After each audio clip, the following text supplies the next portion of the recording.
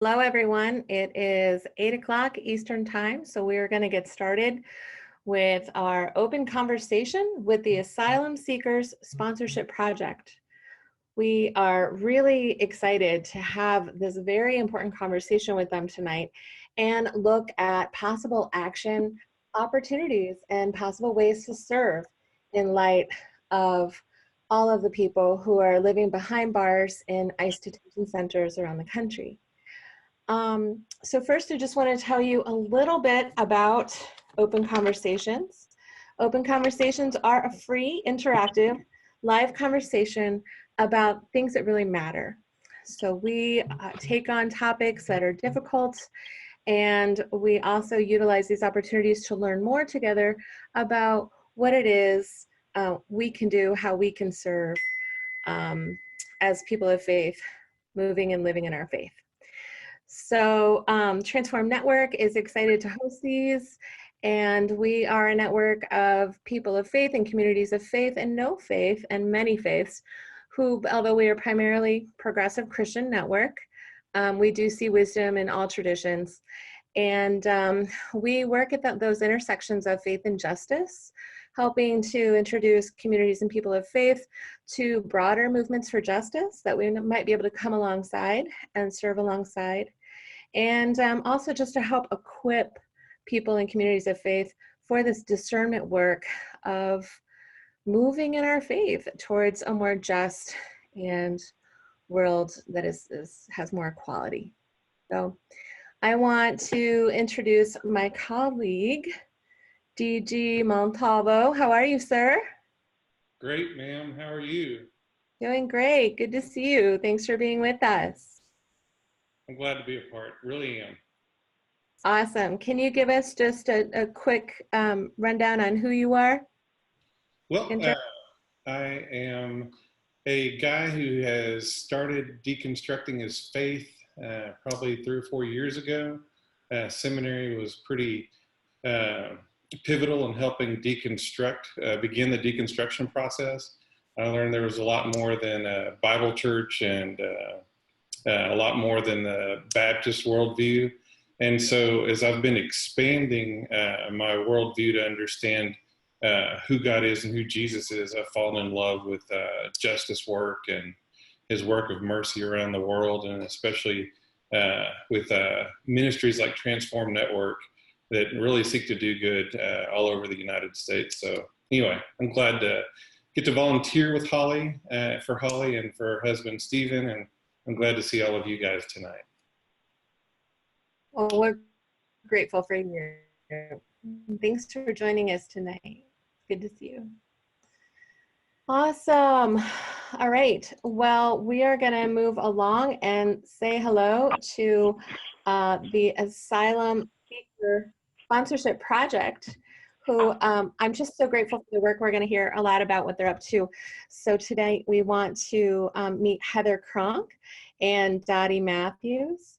Welcome, welcome. And would you like to tell us a little bit about yourselves and how you found yourself doing this work of asylum seeker sponsorship?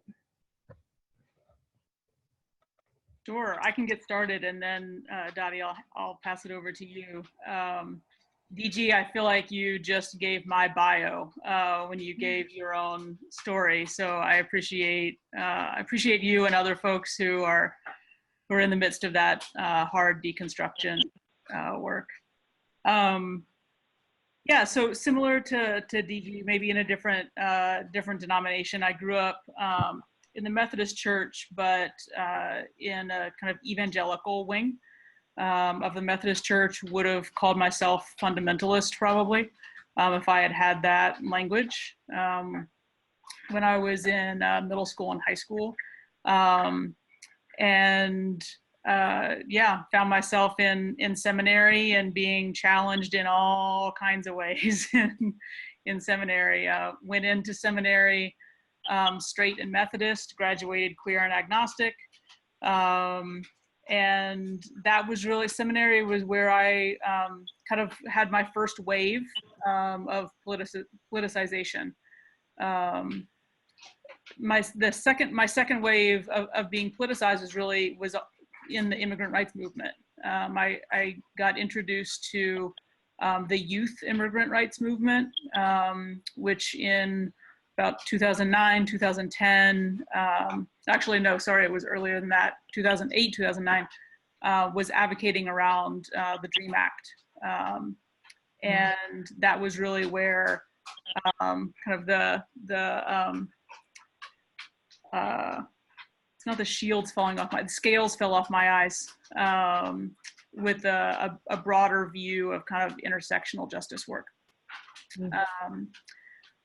This particular project came about 17 months ago, when there was a refugee caravan was moving through Central America up to the US-Mexico border. It was not the first caravan. Caravans have been moving through Central America as one very small measure of safety for folks who are trying to seek asylum for many years. But this one happened to catch the attention of white supremacist, fascist president of the United States, and Fox News.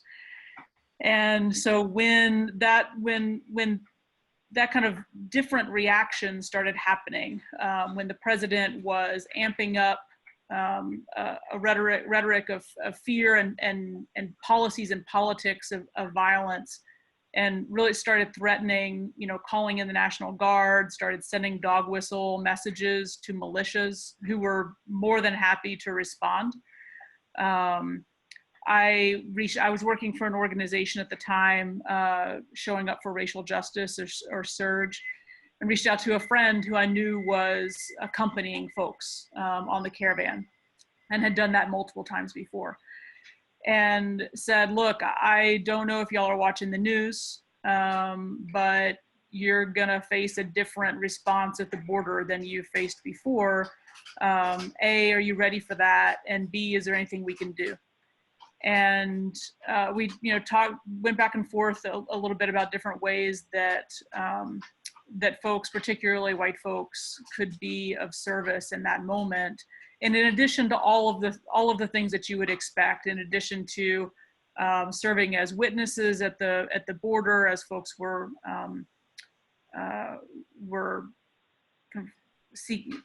declaring themselves asylum seekers, and all of the direct support that was needed for folks to help folks migrate 3,000 miles through very harsh conditions. One of the things that arose as a need was that there were a lot of folks who had just dropped everything and had made a quick decision to join the caravan and did not have a sponsor lined up in the US. And some of you may know, some of you may not, that if you go to the US border and you present yourself as an asylum seeker, you're immediately detained and put into a detention center. The only way out of that detention center in most cases is if you have a US citizen sponsor who's willing to say to ICE, I vouch for this person, I'm gonna house this person, I'm gonna support them as they pursue their asylum claim. If you don't have that, then you're gonna stay in detention indefinitely until the US government deports you or until you decide to give up on your asylum claim. And so we went out I said, okay, great. We'll put that ask out. That's a really big ask. I don't know if anybody's going to respond, but we'll see. And I was expecting maybe we'll get 5 or 10 people who would say, yeah, I'll open my home for an indefinite period of time to a complete stranger. And as we sent out the email to the Surge network, I started getting pings on my phone one by one as one person would sign up, and then another person would sign up, and then 2 more people would sign up. And within about 48 hours, we had 100 folks who had said, yeah, this is actually so bad that I cannot remain complicit with this kind of response from the government.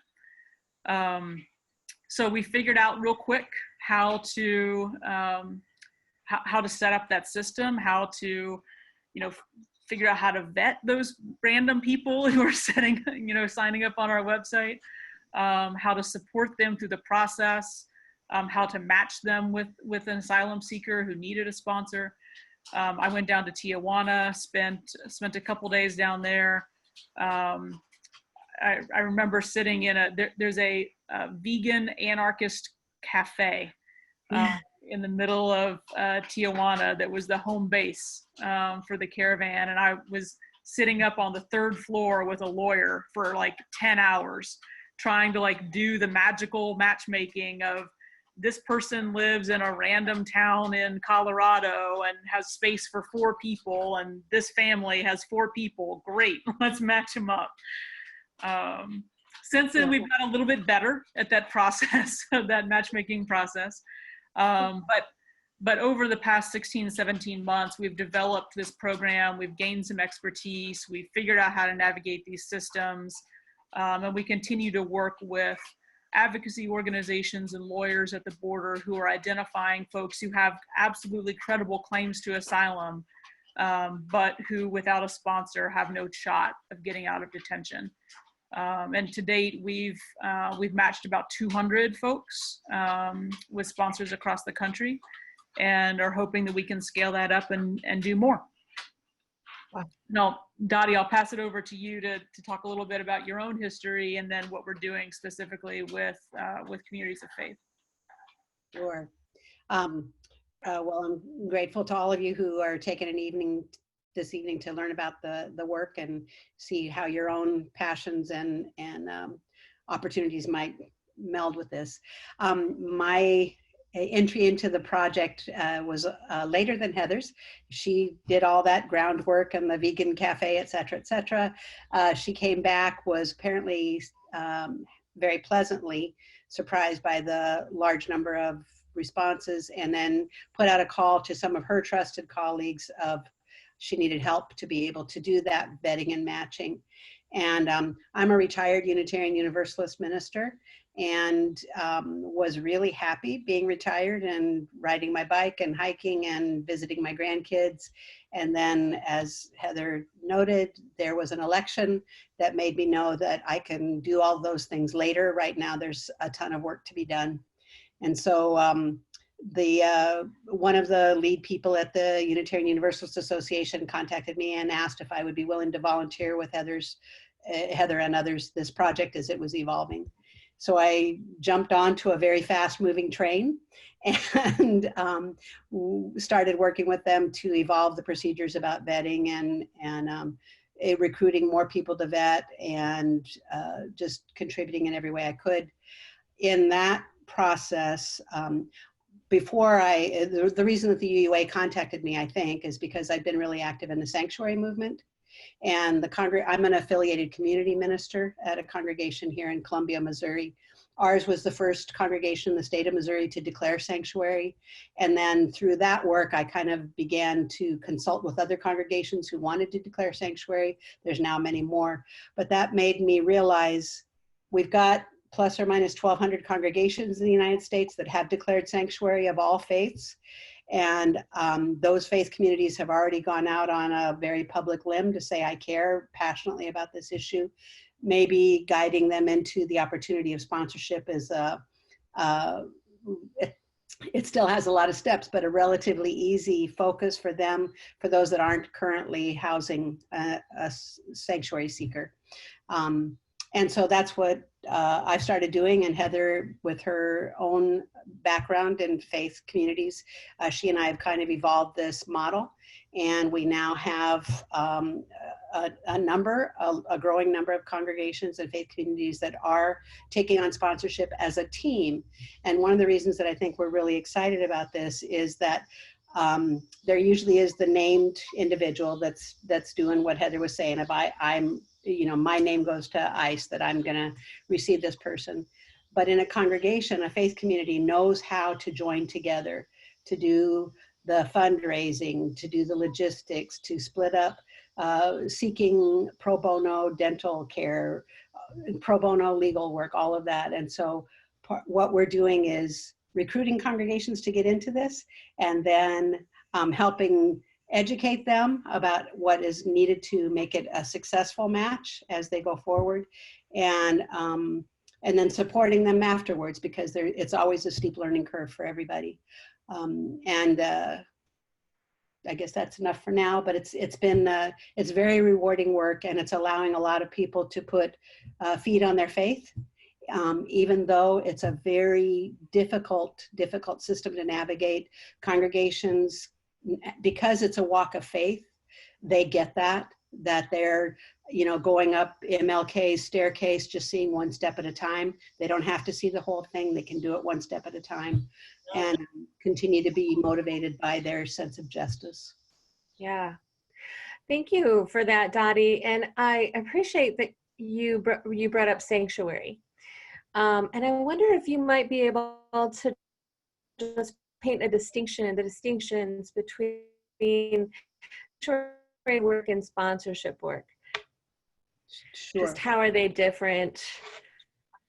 Yes, I'd be glad to. The main thing I'm thinking the legality of sanctuary versus legalities of sponsorship. Okay. In most cases, Just in that sanctuary is generally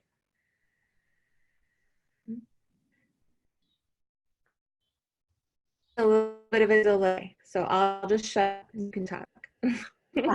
okay, I wasn't sure if that was my computer or yours, but somebody give me a timeout if it's me. Sanctuary and asylum are very different, although they are related because they're all born out of people stepping, especially congregations, enacting their faith life as it applies to justice for our immigrant friends. Generally in sanctuary, a congregation makes themselves ready to bring someone into the shelter of their building once that person has received a notice of deportation. And in general, they are doing that in response to the person believing that they might have a viable case, and they need more time to be able to pursue it legally. And so, you know, a variety of things happen around this, but in general, that's the case, that it's the congregation has made themselves available, and they work with immigration attorneys, and they allow the person to come in. There isn't any law that prevents ICE and police and et cetera from coming into a house of worship to retrieve someone or detain someone, apprehend someone.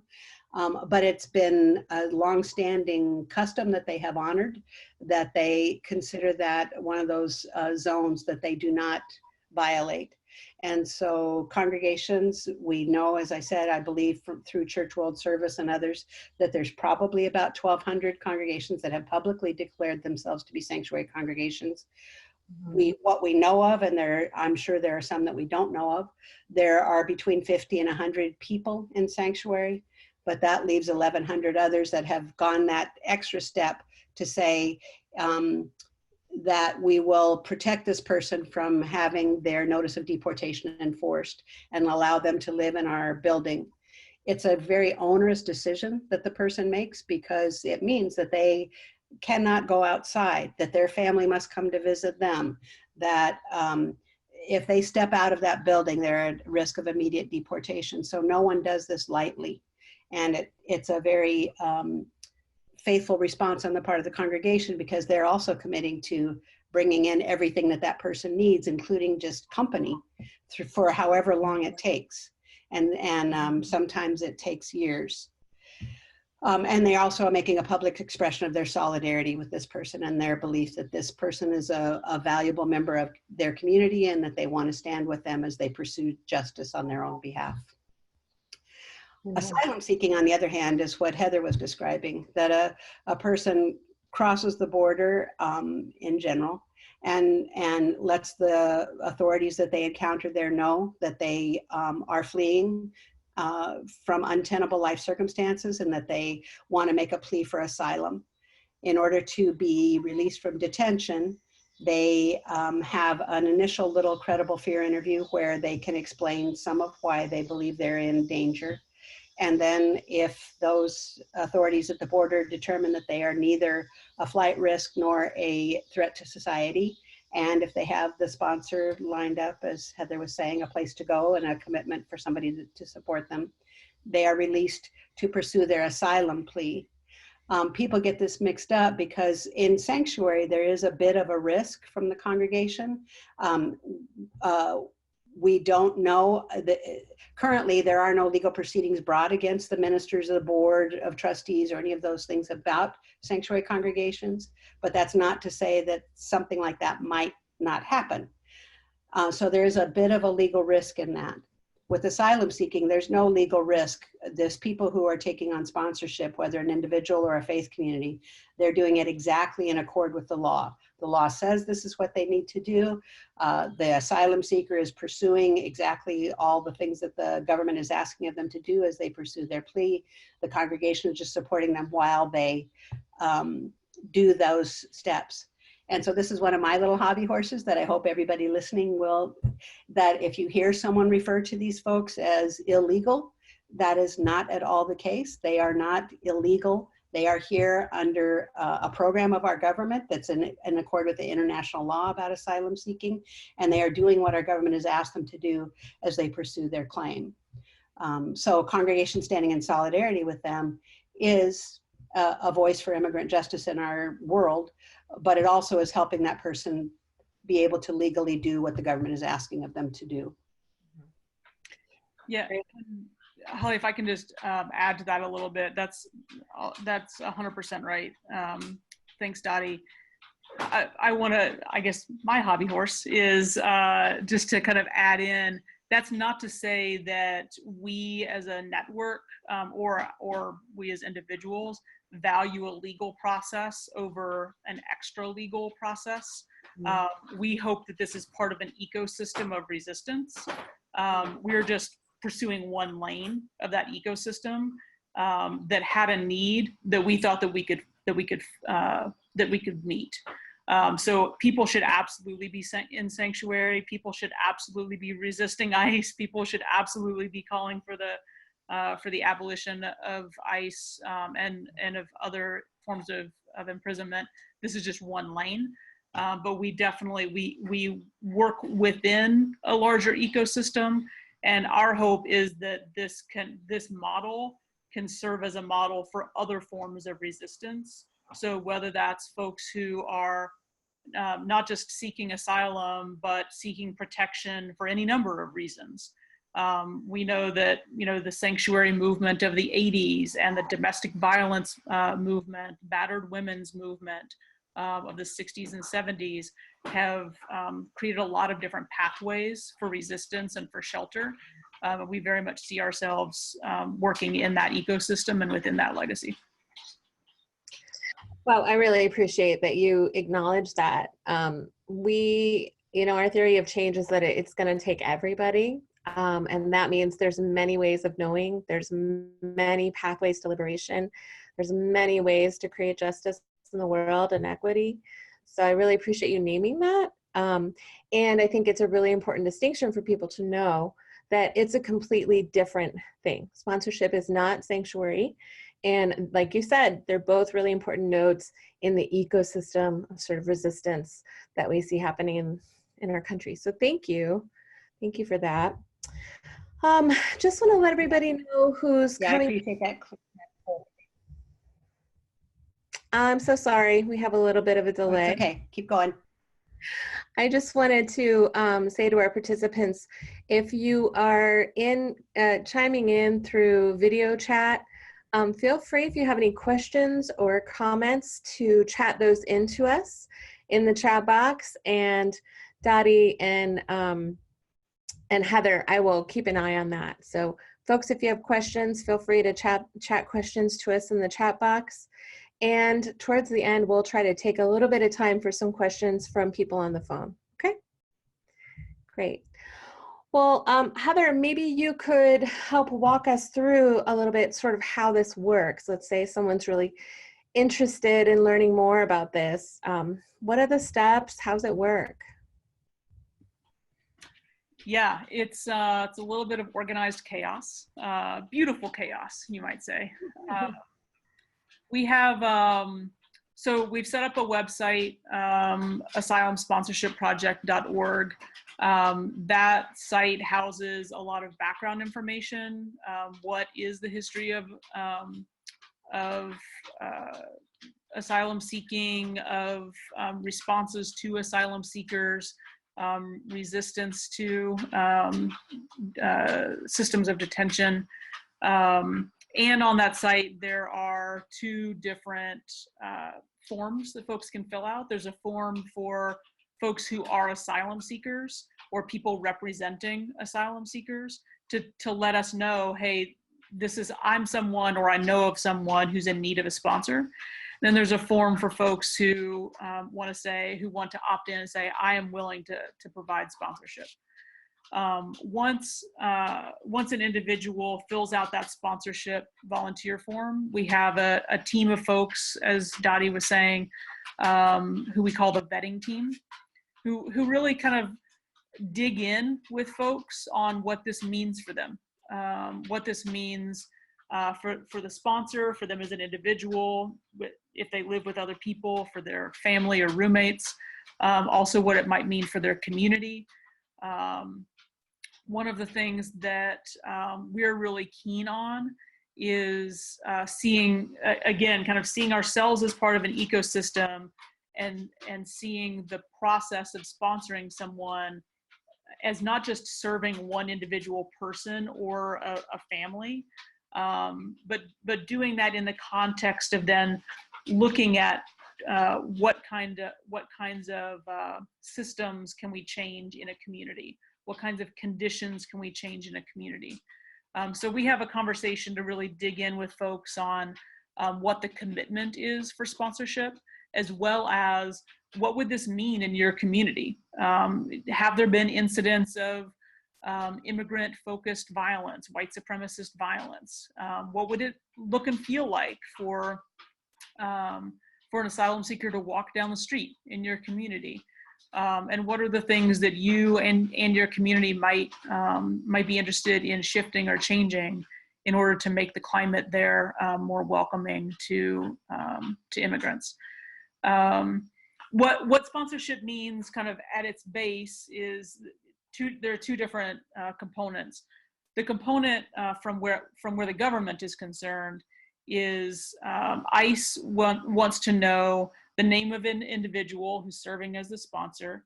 They want to know that that person can prove that they have an income in some way. So they generally ask for wage forms, 1099s, something to prove that you have an income and that you can help provide for an individual. ICE also asks for proof of housing most times. So a mortgage, a lease, some kind of way of ICE knowing you live in a place and you're going to live in that place for some period of time. That's really all ICE cares about. They don't really do a whole lot else than that. We actually don't know what those specifics are. We don't know if there's an income minimum.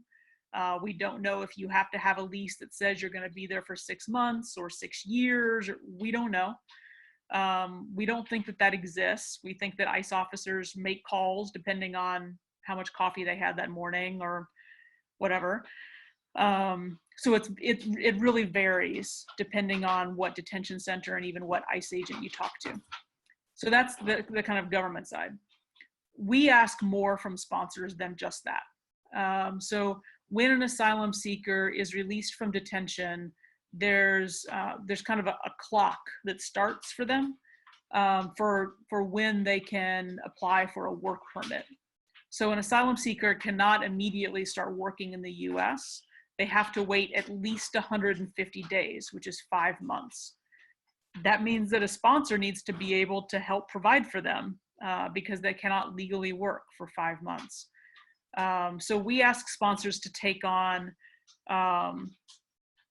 food, housing, clothing, medical care, and legal care, legal support for that sponsor or for that asylum seeker, either an individual or a family, for a minimum of 6 months. And we really like for folks to make that commitment for a year, because even if someone applies for a work permit right when they get out of detention, and let's say in a fantasy world, they were granted a work permit after 150 days, which doesn't happen. It's still going to take them some time to get on their feet. It's going to take them some time to find work. So we really try to get folks on board, sponsors on board, who can make a commitment for at least 6 months, ideally a year. And one of the ways that we really encourage folks to do that is not to say, okay, I am going to take on the mantle of caring for this individual person. We really ask folks and encourage folks to create a community of support around them, which is one of the reasons why congregations are so valuable, because you would be amazed at the people who come out of the woodwork, whether it's in a community or in a congregation, who say, well, my uncle is a dentist and I'm sure she'd be willing to provide dental work pro bono, or my neighbor is a lawyer and he's been looking for a way to get active, but he just doesn't know how to do that. So we really encourage folks to bring in whoever their community is, whether that's a neighborhood or coworkers or a congregation, to kind of wrap around an asylum seeker or an asylum seeking family, and accompany them in as many ways as possible as they get settled, as they envision what they want their life to look like in the US, and as they continue to pursue their asylum claim.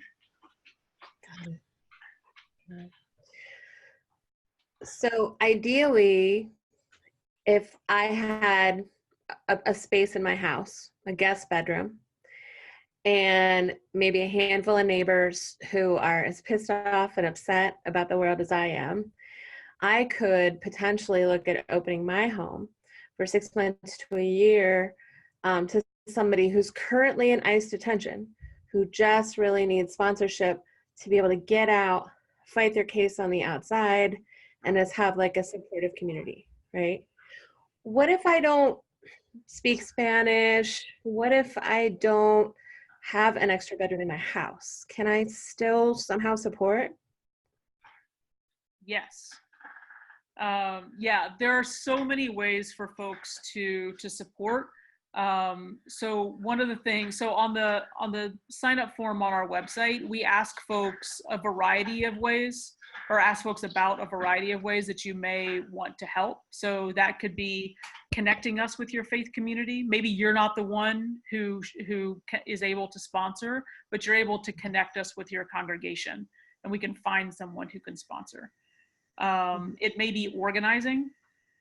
So we're really trying to build out an organizing component, so that when we make that match between an asylum seeker and a sponsor, that person goes to Charlotte, North Carolina, we can then look at all the people who are on our list who have said, I want to organize in Charlotte, North Carolina.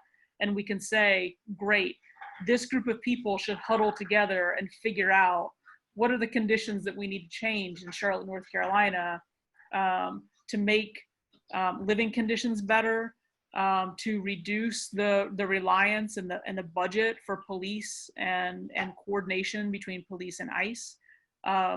What do the immigration courts look like in Charlotte, North Carolina? Spoiler alert, they're terrible. So, even if we're able to get someone out and they're able to pursue their asylum claim, the percentage of cases that are approved are very low.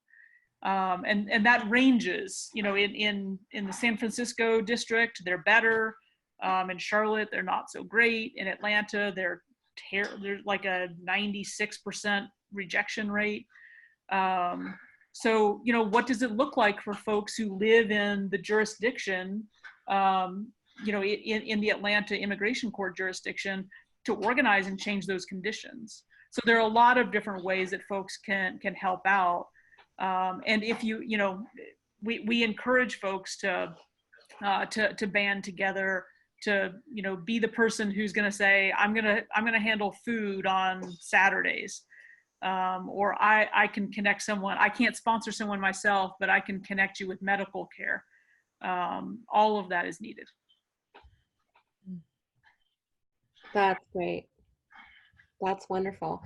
So what would be like, if people wanted to find out more, sort of what's the next step that they would take with you?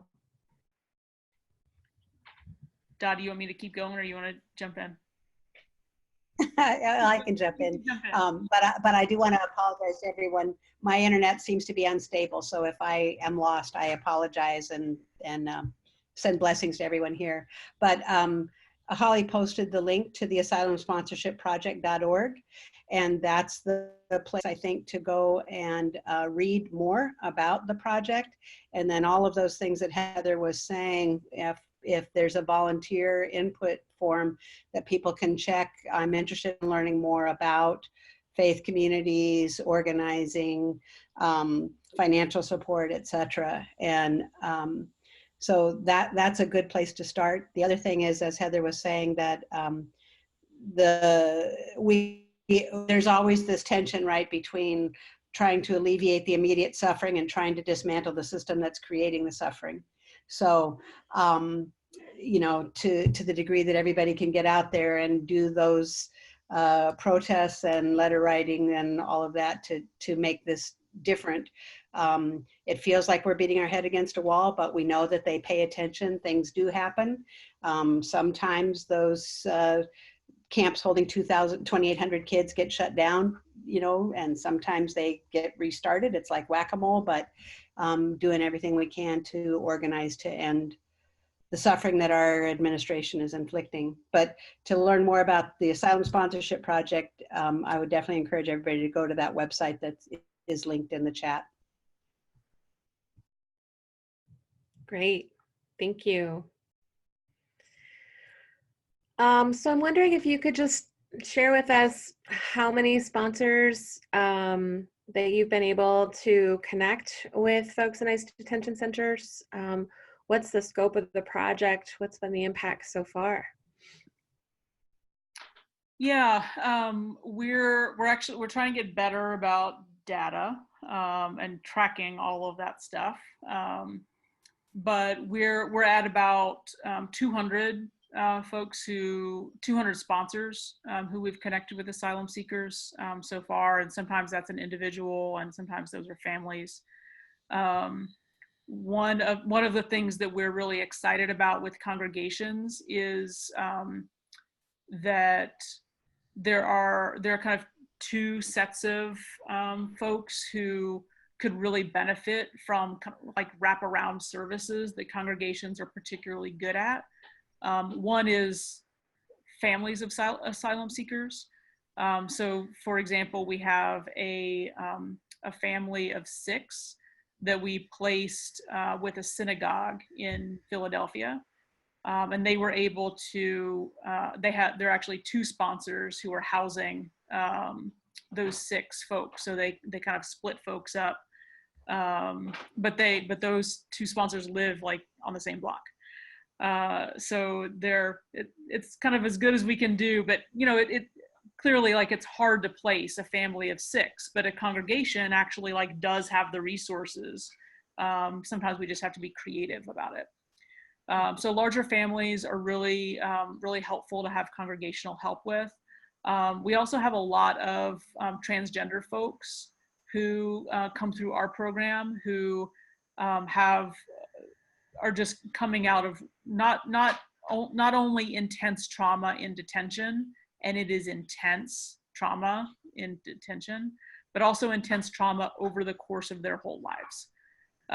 So we've been able to place a couple of trans folks with congregations that really just like hugged them close, both literally and figuratively.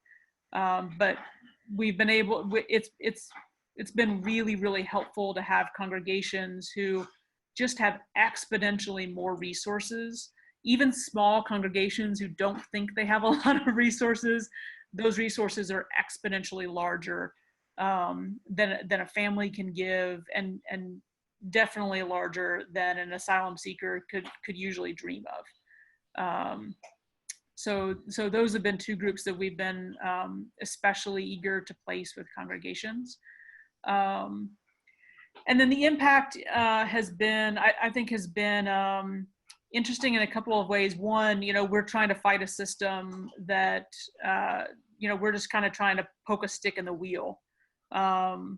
it's not, you know, we're not going to bring down the system by only working with asylum seekers, but it is a good use case for trying to intervene in that system. So, you know, in addition to, you know, helping 200 folks, it's also just a good, it kind of jogs folks' political imaginations. So like, what's possible? If we actually are able to organize people and organize resources, what's possible?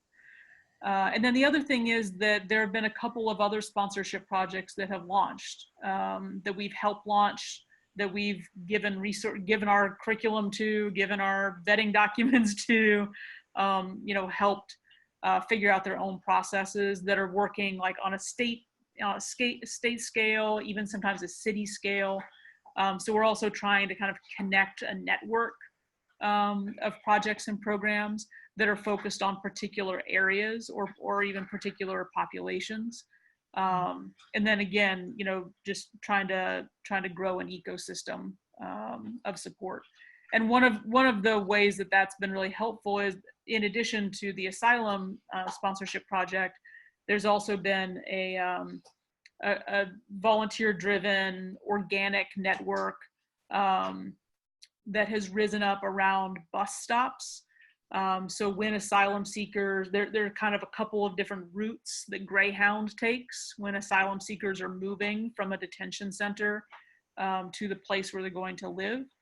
And we've gotten connected in with those bus projects that are meeting people at bus stations, helping them figure out, I need to get on this bus, and there's no translation anywhere.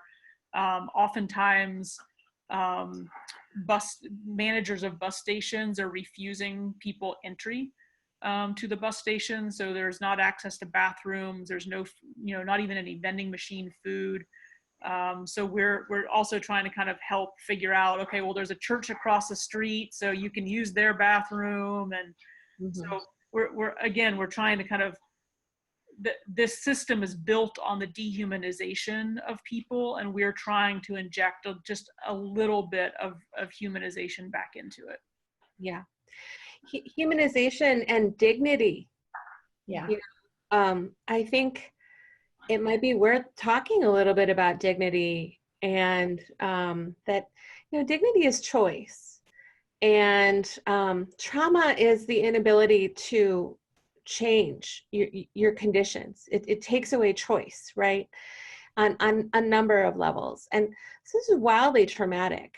And to be able to, you know, show up in a way that isn't bringing the toxicity of, oh, all my feelings about helping you and all my feelings about the news stories. And like, how do we, like, maybe you could just speak a little bit about how it is that we can be sort of trauma informed, going into these interactions, whether it be at the bus station or it be in the sponsorship process or other ways that we may encounter and support our immigrant communities. Yeah, I'll talk a little bit about that, and Heather, feel free to pick it up. Also, I just want to clarify, the 200 or so folks we've placed have been both in congregations and with individuals. That's not all just congregations, just to clarify that. But the number is growing rapidly, so stay tuned.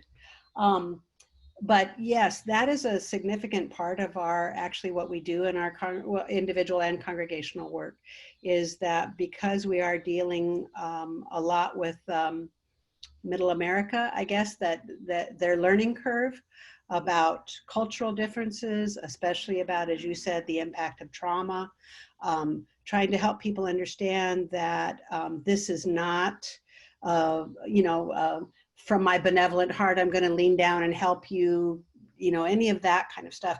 And a lot of that comes, people really do have good hearts, but they just don't understand the dynamics of the savior complex.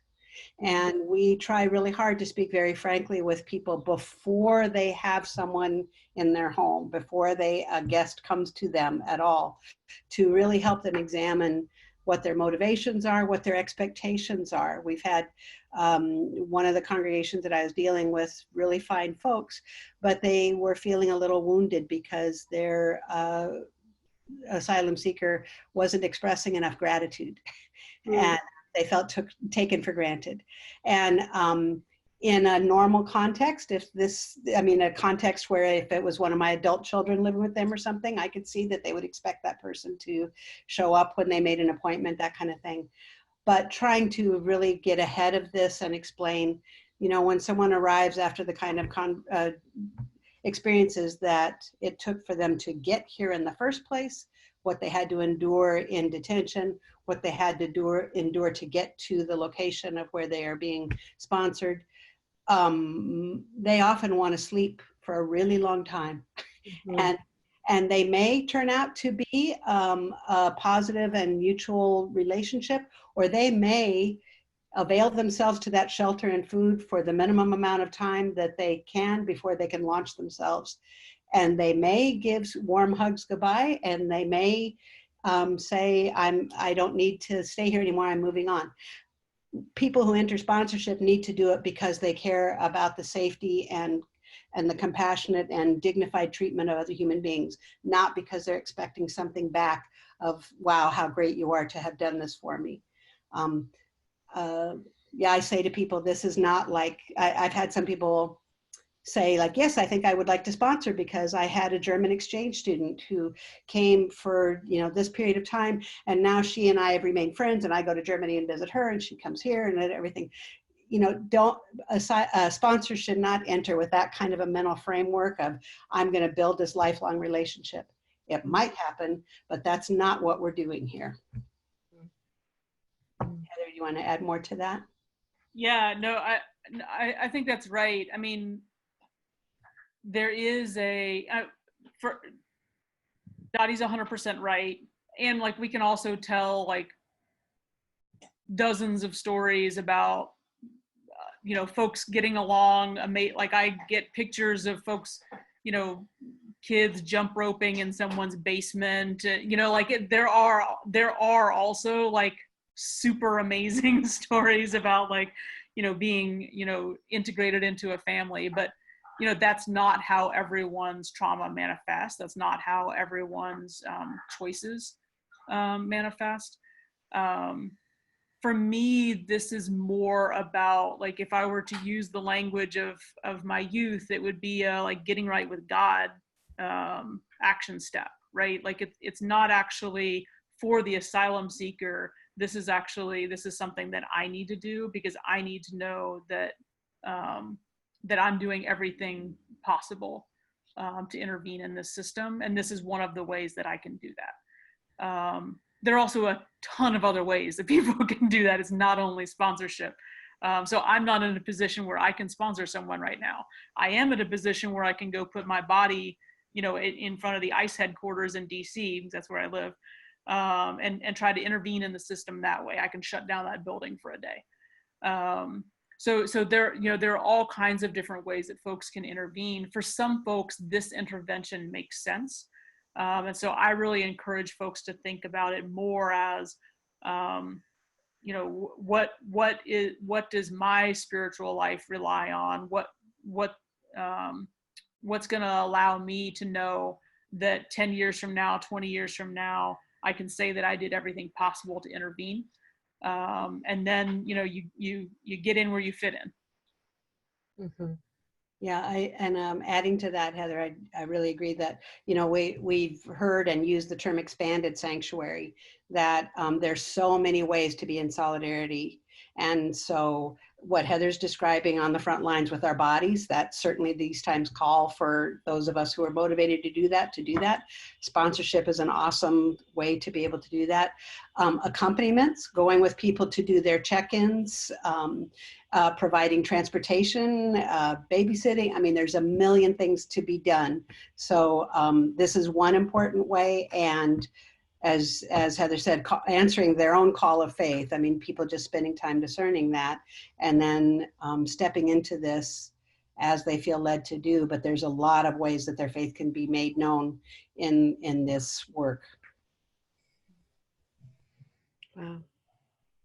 Very powerful. Thank you for speaking to that. I think that's all really important.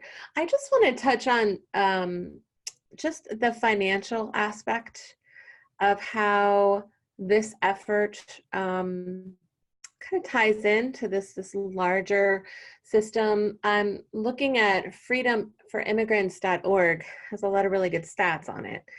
And it says that according to federal government data, GEO Group, which is a big ICE detention corporation, receives more taxpayer dollars for immigration detention than any other ICE contractor.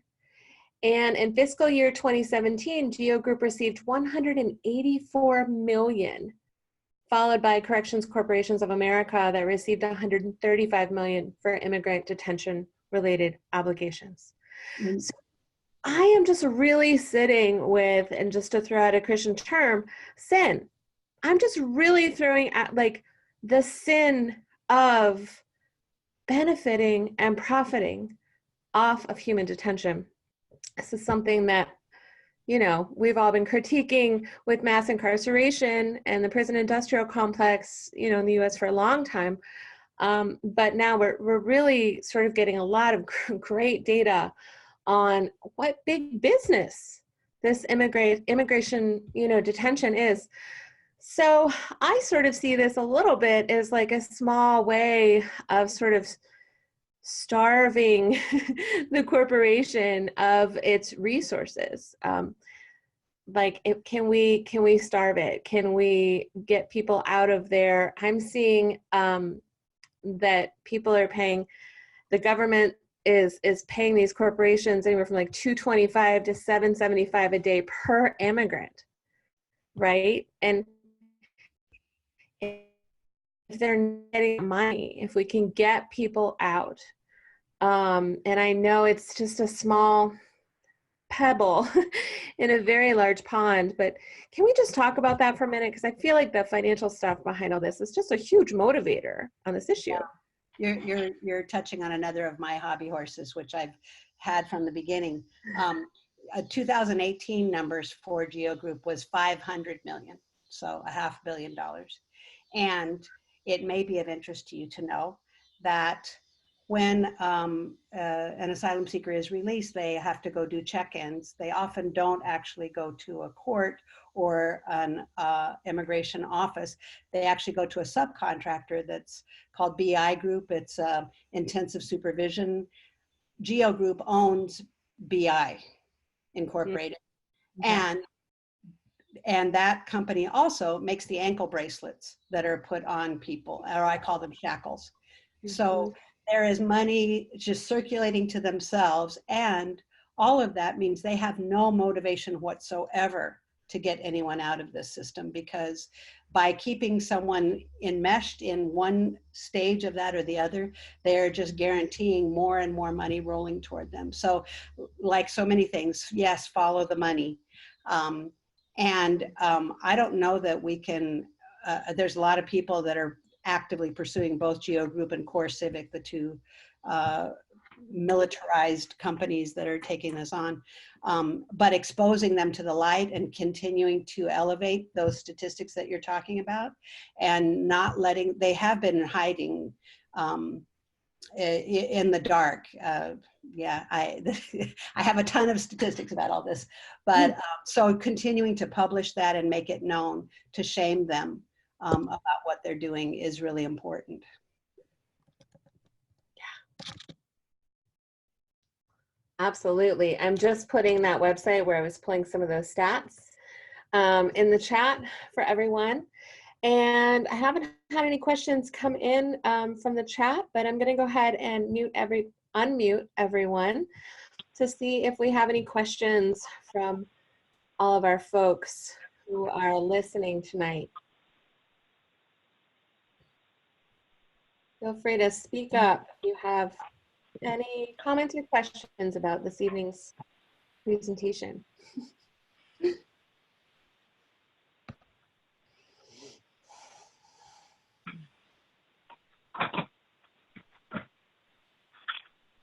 Yes, are there people in North Carolina sponsoring asylum seekers? I have a question. Hello? Okay, Tom. Is that Tom? No, this is Bobby. Is this Holly? Oh, hey, Bobby. How you doing? I'm doing good. Can you guys hear me okay? We can. Okay, my name is Bobby King. I work with Holly and some faith-based organizations here in Western North Carolina. I think, and Holly jump in here, I think, you know, one of the biggest challenges for us is educating people and convincing them to do sponsorship. And of all the challenges, this seems to be the biggest one because it's such a no-brainer, I think. If we saw an asylum seeker on the street, you know, they didn't have a place to go, and, you know, we physically saw them, I think that, you know, there are hundreds of us that would literally take them into our homes. And Heather, Dottie, you've given us so much good information. I'm just wondering if there's anything out there by way of a presentation or a strategy to convince people that this is the right thing to do, because we have relatively, at least in our part of the world, we have relatively few people doing any type of sponsorship. And we talk a lot about it. And I know, Heather, when you were down in Asheville, we talked a little bit, and you gave us some very good information about how to talk to people about this. You know, I don't know. I just think it's something worth exploration. It's almost like if you were in somebody's presence, you would take them in, and maybe I don't know if there would be some type of short little pamphlet, booklet, or something like that on ways to approach individuals and congregations, or a video.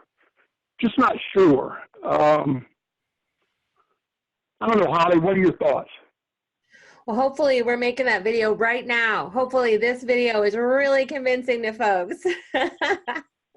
Well, no, Bobby, I think this is Heather. Thanks for that question. I think you're right, and I think this system relies on that, right? Yeah. Relies on distance from other people, on dehumanization, on turning people into numbers, on turning people into headlines. And, you know, so I think that there are some ways to fight back against that by giving giving a systemic analysis to say, like, actually, that's part of the dehumanization process, right? Is to see people as numbers or anonymous rather than as our neighbors. But that doesn't help you practically. Practically, I've actually been I've been needing to do this for a while and haven't done it yet, so this is a good jog. But I've actually been asked by a couple of folks to just write up some case studies for organizations that have sponsored, just to get a little bit of a sense. And you're going to hear my dog in just a second barking. He's very upset that he can't see all of you. Just to give people a sense for, you know, this is what we were able to do. This is how it changed our congregation. These were the really hard parts. These were the really beautiful parts. You know, we have this kind of ongoing between not wanting to capitalize on people's pain. So we don't want to capitalize on people's pain. We don't want to trade on that. Right. But I think you're right that we do need to at least kind of personalize the congregational experience, even if we don't, you know, create a video that has an asylum seeker telling their story. I do think there's a way. Yeah. Yeah. The you know, the fact sheet that you guys put out, that 9-page fact sheet. Yeah. Okay, I thought that was particularly effective. I mean, I've seen all types of things on sponsorship. That has been the most effective thing that I've seen here. I'm not trying to flatter you here, but I've sent that to more people, and it has really gotten people's attention. You can thank Reverend Yeah. Doug Matthews for that. Okay, well, Dottie, I think that thing's super. It has really gotten people's attention. You know, something, you know, you might even want to think about adding some pictures to that. I don't know, or adding some stories to it. I know you don't want to make it too long. You know, it's about, I think it's like 9 pages, something like that. And I don't think you could make it any shorter. But maybe, I don't know, maybe adding some type of addendum or attachment to it with some stories. I don't think it could be written any better or be any better organized, but I'm just thinking that might be another way, because, you know, we're always sending each other stuff. There's almost more stuff than we can read. Anyway, that's just a suggestion, maybe some pictures and some stories or something like that. Yeah, thanks, Bobby. Narrative is so important, right? Narrative is so, Yep. And that's something that Bobby's really lifting up in the organizing, is that when we can sort of tell a story about the need that's not facts and figures, that is personalized, and that's very tricky when that's got to be very sensitive in a situation like this. Not everybody wants their story to be public, and so there's a whole issue of consent around that, and I can appreciate the complexity that Dottie and Heather are, you know, facing in that. But yeah, I appreciate your comments, Bobby. And then I think Katie had is here with us, and I think did you want to say something? Yeah, I wonder if they could talk a little bit about the vetting process and how that's done. Great. Yeah.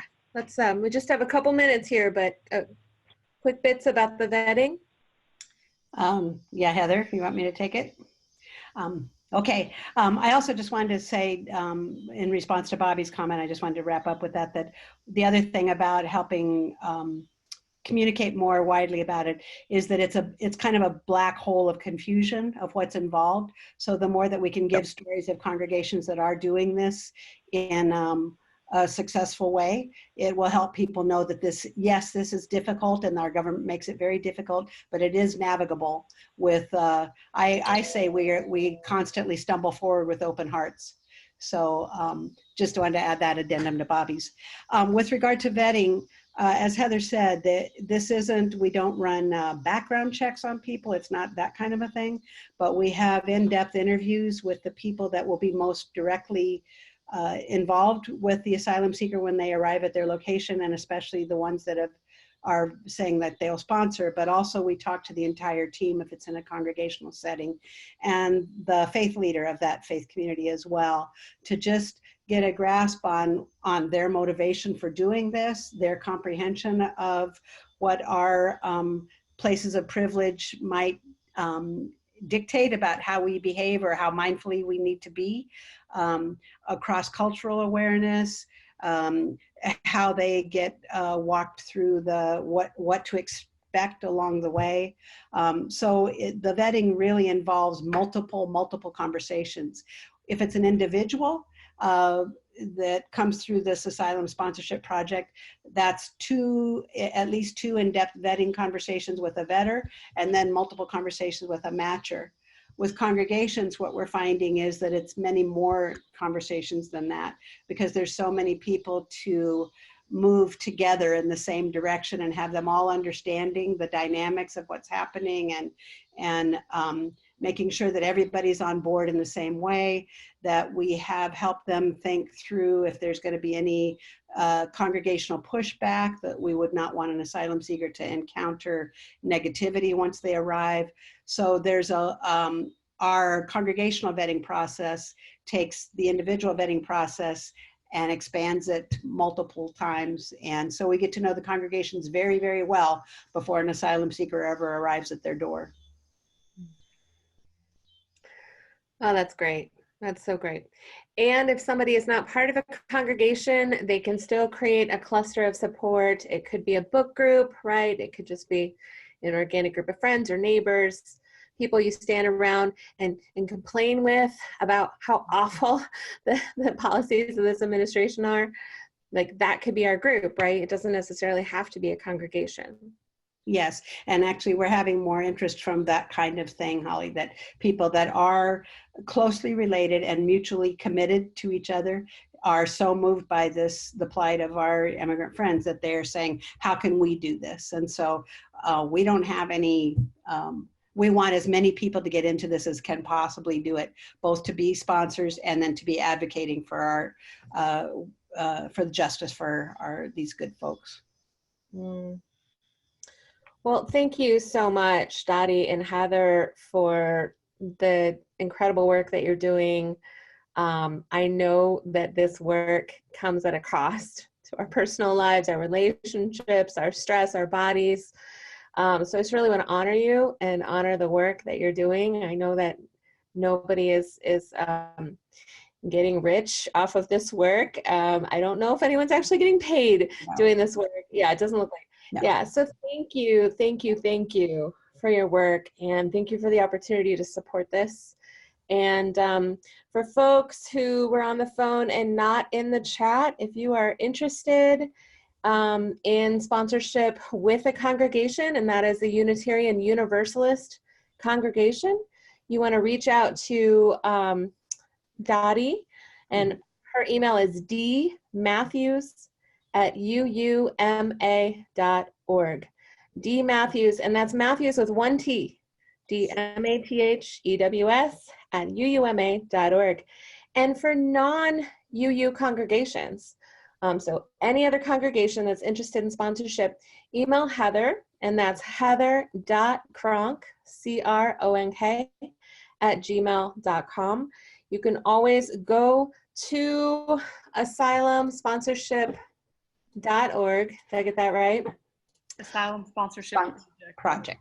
.org. Thank you. That's www.asylumsponsorshipproject.org. Go ahead and click that volunteer tab, get signed up on a class or a call, learn more so that you can go to your community and say, hey guys, I've got this idea. Who else has energy for this? I think y'all will find in your communities, people have energy for this. It's really incredible to think that we can get people out of ICE detention centers. That just makes my heart so happy. So, so much gratitude to everyone who participated. Check us out at transformnetwork.org. And thank you so much. Have a great evening, everyone. Yes, thank you for all the great work Transform Network is doing. Thank you all. Thanks, Holly. Thanks, everyone. We'll be in touch, and we will email out this recording to everyone tomorrow as well. So share away. Bye.